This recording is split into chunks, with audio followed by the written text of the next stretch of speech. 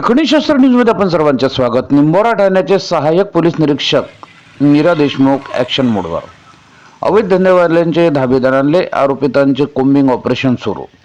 दिनांक 13/1/2026 रोजी भल्या पहाटेच निंबोरा पोलीस स्टेशन हद्दीतील निंबोरा, विवरा, तांदलवाडी, खिरडी, एनपूर, निंबोलवा, आंदलवाडी, दनसूर या बीटमधील असणारे पोलीस ठाण्याच्या अभिलेखावरील सवयीचे गुन्हेगार, हिस्ट्री शीटर, 2 पेक्षा अधिक गुन्हा दाखल असणारे, अवैध गौण खनिज वाहतूक करणारे, अवैध दारू वाहतूक व विक्री करणारे, शरीराविरुद्धचे व मालमत्ता विरुद्धचे गुन्ह्यातील आरोपितांना समक्ष पोलीस ठाण्यात हजर करण्यात येऊन निंबोरा पोलीस स्टेशन हद्दीतील शेतातील शेती उपयोगी वस्तू, टोलकाट्यावरील इलेक्ट्रॉनिक वस्तू, शेत पिकाचे नुकसान तसेच केबल चोरी या अनुषंगाने होणाऱ्या गुन्ह्याबाबत आरोपितांना विचारपूस करून गुन्हेगारी प्रवृत्तीला आळा बसावा या उद्देशाने सुमारे 35 ते 40 आरोपींची झडाझडती घेऊन तंबी देण्यात आली आहे।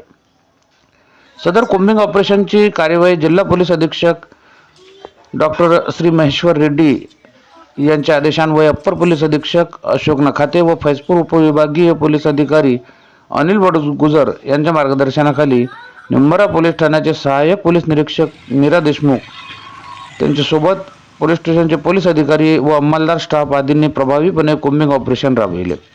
सदरची कारवाई ही हद्दीतील गुन्हेगारीला प्रतिबंध बसावा म्हणून निंबोरा पोलिसांकडून राबविण्यात आलेल्या कोम्बिंग ऑपरेशनमुळे आरोपींचे व अवैध धंद्यांचे धाबे दणाणले आहे। बघत राहा लेखणी शस्त्र न्यूज। रावेर तालुका प्रतिनिधी श्री विनोद हरी कोडी यांची रिपोर्टिंग। जय हिंद, जय संविधान, जय महाराष्ट्र।